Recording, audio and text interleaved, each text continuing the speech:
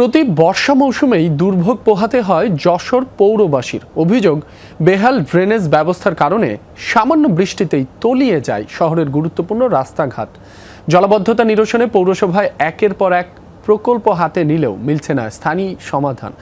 তবে পৌর কর্তৃপক্ষের দাবি, পানি নিষ্কাশনের জন্য খাল খনন ও ড্রেন সংস্কার কাজ চলমান।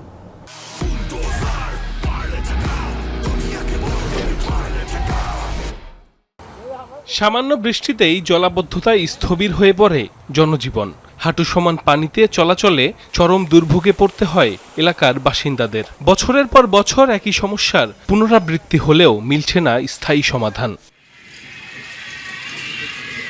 14.72 বর্গ কিলোমিটার এলাকায় 9টি ওয়ার্ড নিয়ে গঠিত প্রথম শ্রেণীর যশোর পৌরসভা।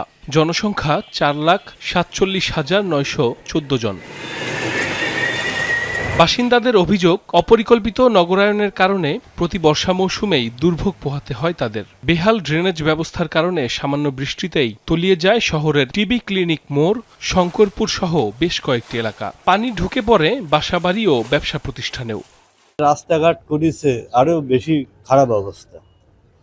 রাস্তাঘাটে আগে এত পানি হতো না, এখন যে পরিমাণ পানি ঘরের ভিতরে ঢুকতেছে। 1 থেকে 1.5 ঘন্টা বৃষ্টি হলেই আমরা পানিতে ডুবে যাই, ঘরের ভিতরে পানি ঢুকে যায়। এই এলাকায় বাস করতে চাই 35 বছর, তাই মনে করেন অনেক বছর ধরে এরকম সমস্যা।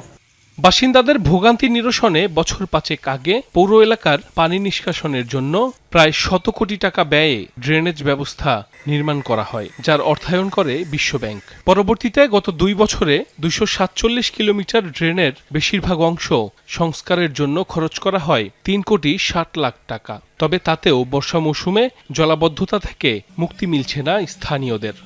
আমাদের কাঁচা ড্রেন প্রশস্ত ছিল, এই পাকা ড্রেন ঢালাই আরসিসি ড্রেন এ প্রশস্ত না। এই পানিগুলি ড্রেনগুলি কোথায় যায় নামবে, কোন পথে পানি বেরোবে তার কোনো সুনির্দিষ্ট পরিকল্পনা নেই।